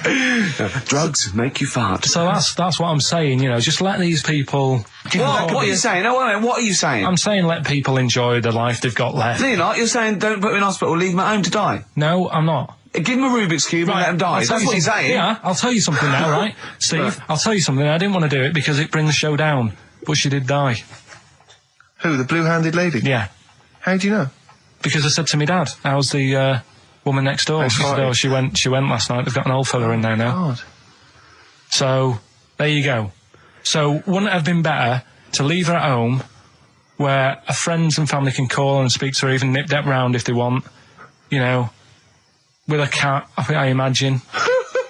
No, it's definitely a cat now. What's that cat's called, that you imagine? Probably, I'm seeing like a big ginger one, so I don't know, something like, I don't know, maybe ginger or whatever. Maybe I had a budgie. But that's what I'm saying, just let them enjoy this life, because dying in hospital, I wouldn't like to do it. If I went to the doctors and they said, you haven't got long life left, I'd say, well, I'll stay at home. Yeah. And that's the point I'm getting at. Yeah. Right? If you can't do anything for them, let them enjoy the life. Yeah, a Rubik's Cube. Right, well, I remember, I think all kids go through a phase of shoplifting. Well. And when I was going through it, I used to just little things, just like magic markers and magazines, Mars bars, that sort of thing. Yeah. And one day, right, my mate, Anthony, his mum called up my mum and said, I've got to meet up with you. I've got to have a word with you. And she said, what about? She said, I don't want to talk about it over the phone. So she goes, oh, right. Well, yeah, come round tonight then. So anyway, my mum sees me. She don't want to be in an awkward position and, like, be a bit embarrassed and what have you. So she sees me and she goes, right, Anthony's mum's coming round. What have you been doing? Yeah. So I go, oh, God. I said, I've been nicking stuff. So she goes, like, what? So, not big stuff. I've had a few calculators and Mars bars and stuff. How many? I'll just work it out. Hold on. Works out at 7.2 per day. So, how many calculators do you need? So it was when that phase. You failed maths. Everyone wanted a calculator. It was like a trendy thing, wasn't it? Right. Oh yeah. In Manchester a couple of years ago. Yeah. So anyway, so I told her all this and I confessed to, like, computers will make it there one day. I confessed to there's magic in the back of battery. Go on. Confessed to nicking all this stuff. She comes round. She only wanted to borrow some money. Brilliant. She said, oh, I don't like asking. I was a bit embarrassed to ask you over the phone, but can I borrow 20 quid? Oh, that's fantastic. And there's me. That's great. And it's similar sort of thing to yours. And did you... And he went, hold on, Mum, let's just work out the interest on that. I banked 10%. She'll owe you £4.40. Oh, dear. So your mum was a loan shark? yeah. And did she mention She went, that you did stuff with that other... Because what I'm saying is, presumably you got your mate in trouble. No. Right, you didn't. That's great. Anyway, should we have some more music? Because we've been waiting for hours. What are you going to play, Karl? We've got the Cooper Temple Clause lined up. Brilliant. Probably you're thinking, Rick, isn't it time that we do our usual roundup of what's been happening in the news? Yeah. Which we always do every week. Yeah. We always do something, which is, I mean, basically, if you're listening and you're a new listener, say you work at a newspaper, we always try to be informative, just try and put stuff out there that just educates people, informs people. What are you thinking? Well, I said Monkey News is coming up, but what have you got? No, I was just looking on the net there and just found a couple of quite important news stories, probably worth mentioning. Policeman caught photographing... I don't know why it makes me laugh. It's just the phrasing, I suppose. It's the headline. Policeman caught photographing up woman's skirt. No, he wasn't up there taking a picture of Big Ben. He wasn't going, can I just sit up here? I'm just going to take a picture of that seagull over there. No. He was facing the camera up a woman's skirt. He was indeed. Right. A policeman in Japan is facing disciplinary measures after he was caught photographing up a woman's skirt with a hidden camera while on duty. The 42-year-old sergeant, who's not been named, used a digital camera to secretly snap the shots when the woman was reporting a stolen bicycle. So he was actually doing his proper job. He'd obviously thought to himself, I'll bring him a digital camera today. On the off chance a beautiful woman comes in to report a crime or robbery, I'll have it ready, I'll have it positioned, in such a way. But this is interesting. This is how he got caught. Okay? The woman became suspicious after she saw a flash go off. brilliant. I mean, this Not a secret at all. Sorry, did I just see your shoe? Your shoe just seemed to just spring into life there. It was light. There was light. Yeah, I think I've had someone set fire to some magnesium that was on the end of it. It won't happen again. But it's only you and I in here, and your shoe was just suddenly lit. Why are you standing like that? Why is your shoe just sort of like between my feet? There's no reason. This is how I always stand. What did the bike look like? Flash? So, are you taking pictures of my family? No. And no, I'm not. And you should be wearing knickers anyway. Well, how do you know that? What? How did you know I'm not? How did I know what? I'm not wearing any... I didn't know you. I don't know what you've got up there. Well, I don't know what it looks like, and there's no way I could. Of course, it would be roughly that conversation in Japanese. I know, yeah. This is the Best Of Show on XFM 104.9. I'm Ricky Gervais, with me Stephen Merchant. Yes. I hope you're enjoying the Best Of. I'm amazed that these are the highlights and that we've strung it out this long, Rick. But the good thing about this is, we're not here, we recorded this a couple of weeks ago, just the links, right? This has taken us about 10 minutes for the whole show. We get paid the same. Why don't we do this every week? That's a great idea. High five. Right. Listen to this clip, it's brilliant. Can I just ask Karl how he got on over Christmas? Because the last time I spoke to him, you hadn't bought a present for your girlfriend. I have to say, I was on tenterhooks all Christmas. Well, you changed it. After that show, I felt bad, even though I shouldn't have done, because... Because you hadn't bought your girlfriend a Christmas present? Yeah, but I said to you, I booked a table at a hotel in Covent Garden, had Christmas dinner there, which was nice, right? It's good food and everything. Didn't feel like enough to me. Well, then I went out and treated some stuff, and then... No. A couple of days before Christmas, he went, I took Suzanne to that hotel we're going to go to for Christmas dinner. We had tea and cakes. And I went, oh, you treated her? He went, no, she paid for it, but I was just showing her what it was going to be like. That was her extra treat. She paid for it. I love that. Brilliant. Yeah. Well, it was it was like 150 quid for a meal for two, which is pretty dear. So I'm not going to buy her cakes as well. All right, love, have anything you want. You pay for your own pudding. I'm not mental. Yeah. So you treated her to some other stuff. Yeah, some bits and bobs. What, so she chose them and you paid for them? What, the presents? Yeah. No, you chose them and she paid for them, but you know it's the thought that counts. I got them on the way home that Saturday. Well done. And what did you buy? Shops.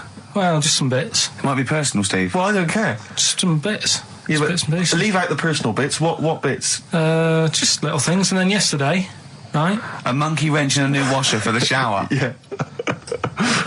Some recordable CDs that you need for your job. Oh, dear. No, when you gave those presents to her, did her face light up? Right. I don't want to tell you what they were, right? But she wasn't that impressed. You're going to tell us what they were now, tell us what they are. You even know what they are, she told you, on Christmas Day. Hold on, wait a minute. But it doesn't matter what they are. It does matter what they are. It doesn't. It does, Karl, it's you, mate. Of course it doesn't matter. Oh, God! Have you just remembered? Yeah! Right, but there's no need. I've got to tell him, Karl. I really want your permission, because I don't want to be I know it's not, but we know it's not that embarrassing. It's really quite sweet. Yeah, but in a way, right, the way I look at it is, right, Christmas, even when I was a little kid, right, is not... Please let me tell him, Karl. Well, let me just tell you first, though. Let me tell you why I didn't go all out on the old present front. All right. Justify yourself. Right.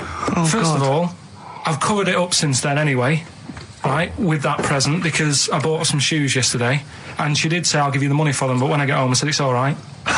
I said, you can have them, right? So not only did I buy her some food on Christmas Day, I got her shoes. She's probably had a... And they feel like a horse. Yeah. It's not like, there you go, there's your shoes, there's your food, right. Bed down, see you later. Yeah, but what I'm saying is she's done... fed and clothed. Yeah, did you comb her hair? She's done well this year, right? So... The thing is, done well this year. It's like you're a single parent living on a council estate with a smack problem, and you still managed to buy some Lego. When I was a kid, it wasn't about what you got. I remember one year when I was about 8. Right? This is going to make me cry, isn't it, this? No, it's not. I'm just saying the way it is, right? I woke up at about 4 in the morning. And I was like, what I forgot? And I couldn't sleep. I was that on edge. It's the excitement of Christmas, isn't it? It's like, what's wrapped up? I need to know. Sure. Yeah. And it's the fact that people are saying, no, you won't know until tomorrow. Yes, sure. That annoys you and winds you up. Okay. So I got up at 4 in the morning, opened my presents, and then went, right, I know now, went back to bed, had a great sleep. Yes. Right? So it's nothing to do with the excitement of what you get. It's the excitement of not knowing what you've got. And then what happened when you got up to go down with the presents? What you're saying to me is that you could wrap up a brick because the thrill of Christmas is in hoping and being excited about what it is, not the actual gift itself. Yeah. Is that what you did? Did you get a brick? No, let me tell you now what he got. He got her a present, right? And she said, she came, I said, he got me. It was an industrial-sized packet of condoms. It was a joke gift. No, it wasn't a joke. It wasn't even a joke. I went home that Saturday after here, past Boots, thought, might have something in here. They were on, like, some value. Right, you passed the makeup. Were they used? Right, but anyway. The makeup, you passed all the other... Passed the makeup, stuff. Passed the lovely vanity cases. Yeah, the foot spas. Exactly. Yeah. Oh, hold on. How much are these, love, for 100? Yeah. $4.99. Yeah. Do I get them reduced if I buy in bulk?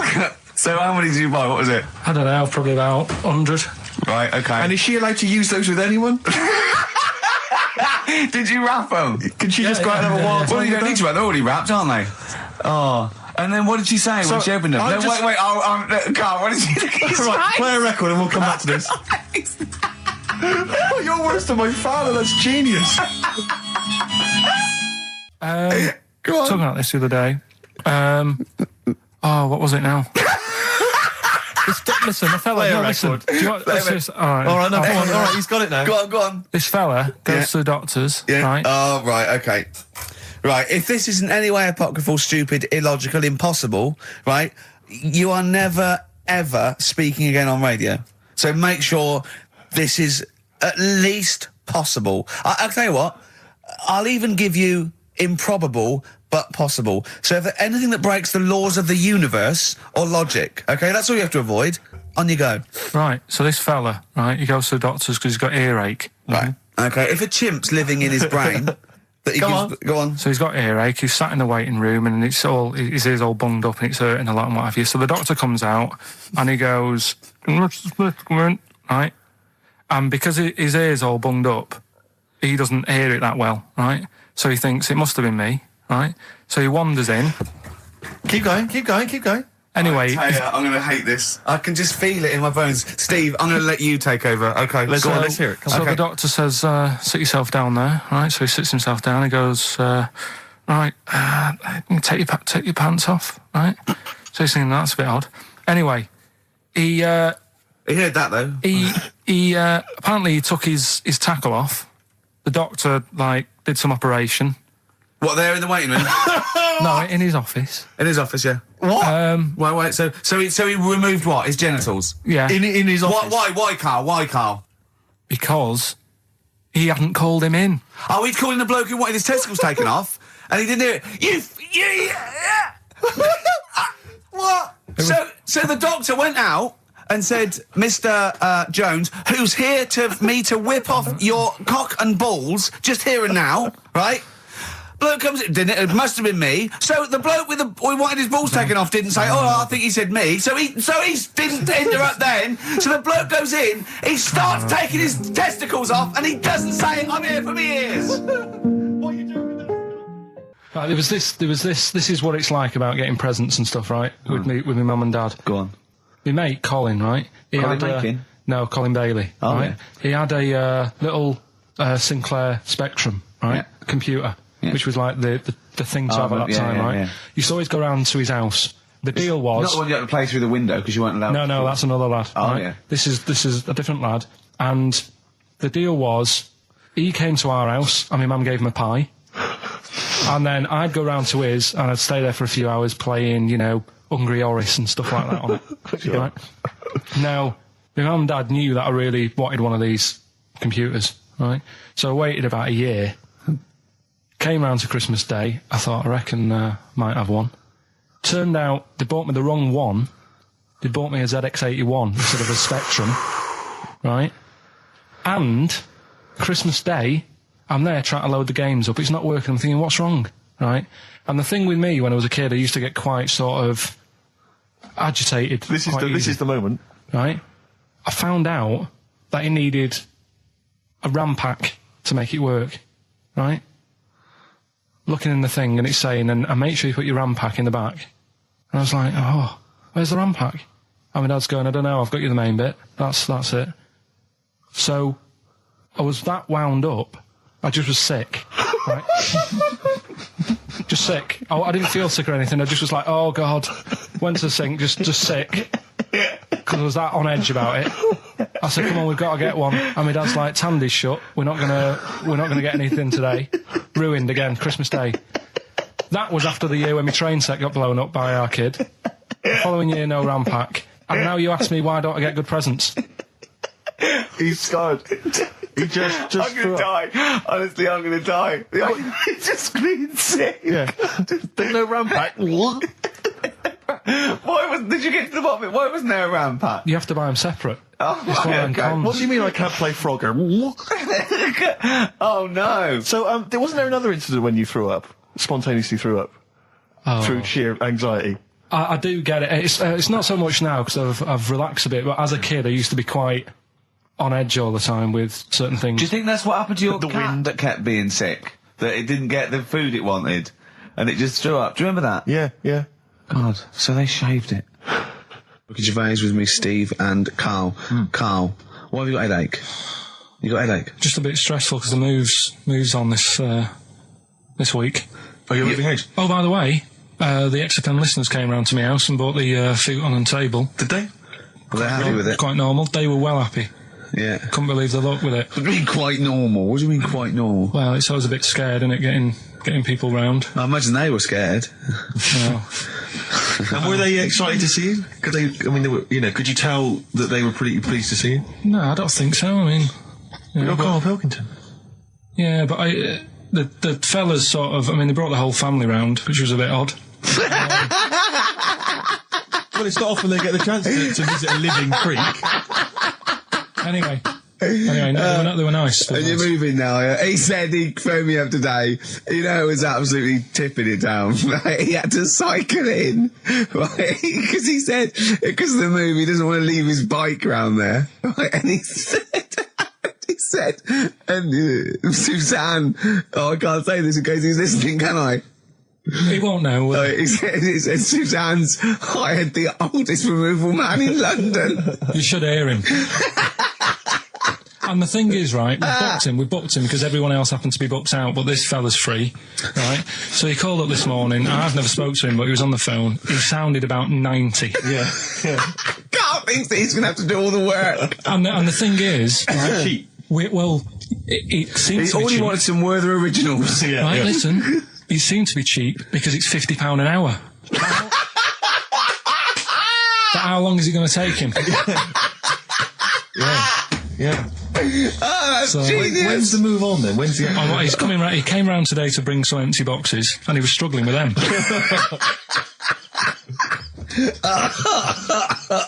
So, it actually happens on Wednesday. Oh, God. Anyway, so, Richard, let me say you were laughing and almost had a heart attack. Doesn't bode well for the boxing match, does it? Cough at the moment, and I've had my Lemsip. This is the Best Of Show on XFM 104.9. I'm Ricky Gervais, with me Stephen Merchant. Yes. I hope you're enjoying the Best Of. Do you know what a fable is? I've got a rough idea. Okay, it's a thing that uses sort of metaphor, analogy, just to explain sort of morals. I mean, they're very old for a start, and it's all.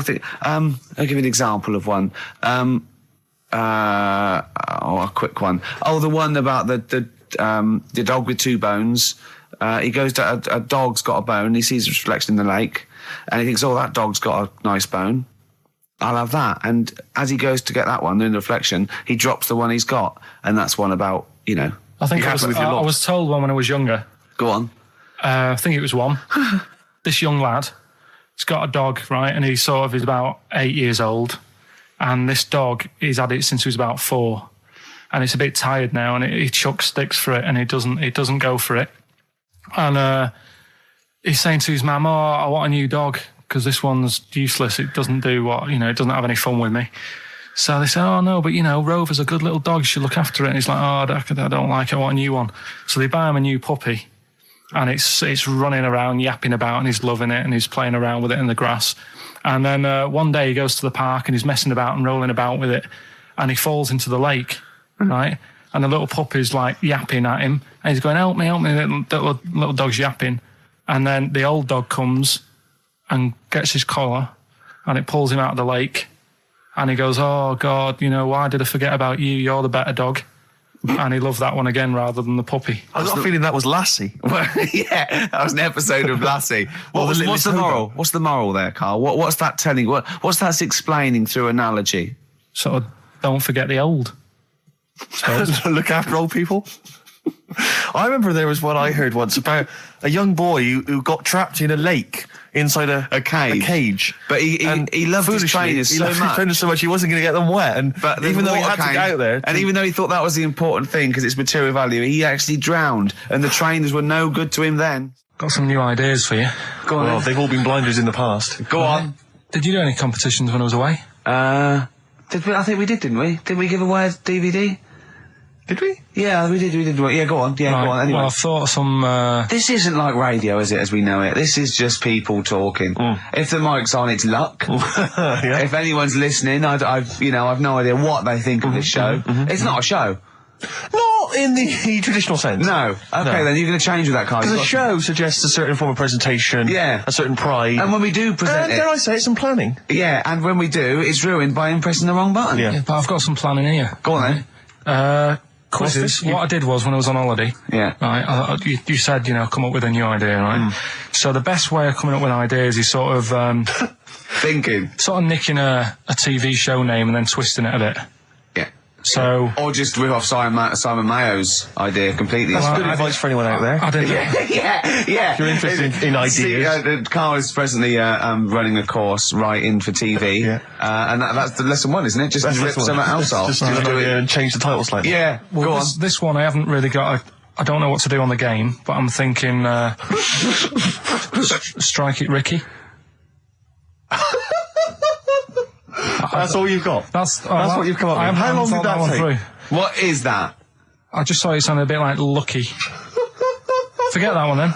Yeah, forget that one. Okay, yeah, well, no, good. No, we all have hits of this. Even Spielberg's, not all his films, can hit the. Go on. Right. No, okay, no, it's a good. Go on. Yeah. Do you remember Big Brother? Yeah. Do I remember Big Brother? No, go on. Big Mother, right? You call in. If your mum's heavy, you win a CD. What do you mean? How can you prove that? All right, forget that. Right, ER. Here's one. Right, ER. Good one. No. Yeah, no. The Price is Right. Remember that? Yeah. Right. The Price is Ricky? No. The Rice is Right. And what I do, I read from an Indian menu and a Chinese menu. You tell me whether you have pilau or egg fried.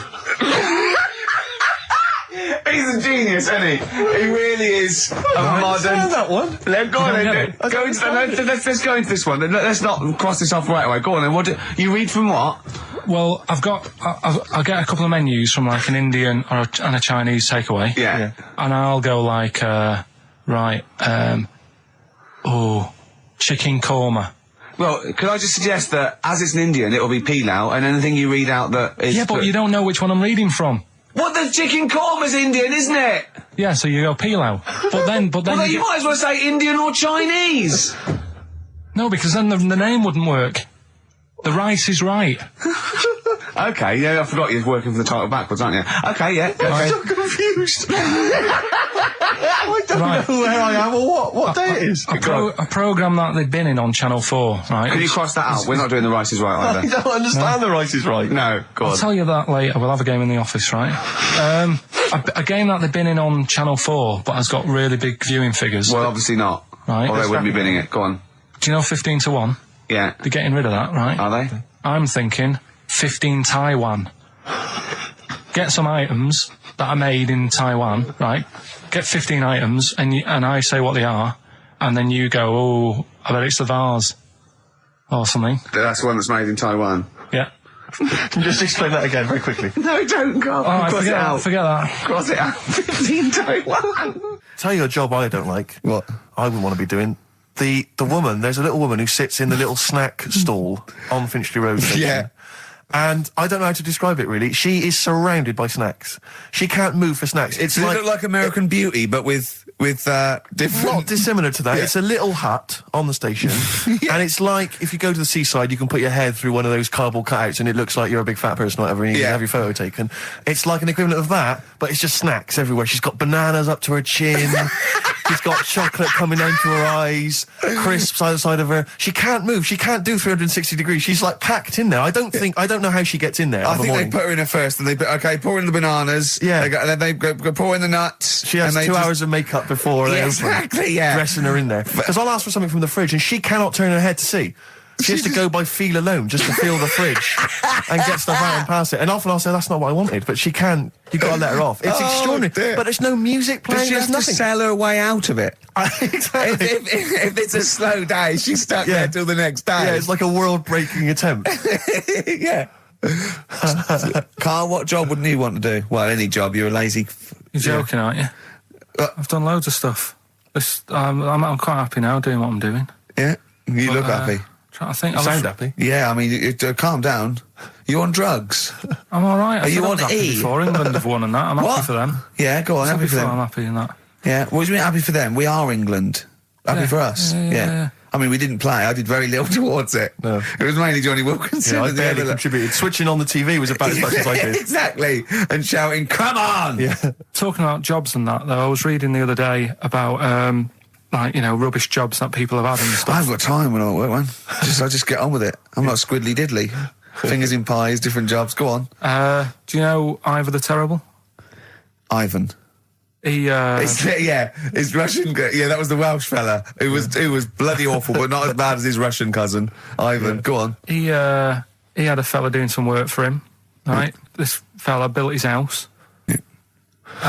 After it was done, right, the terrible fella was like... fella Ivan. He was going, oh, it's brilliant, you've done a good job there. Yeah. I don't want you to build another one like that. Took his eyes out. Just stopped him making an house like that. Again. Blimey. That's bad, isn't it? Why didn't he take away his trowel? Then he could have seen that he couldn't have built a house without a trowel. You can't build a house without a trowel. Yeah. I suppose he probably later thought that once he'd been nicknamed Ivan the Terrible. Yeah. He thought, why? Because you gouge people's eyes out.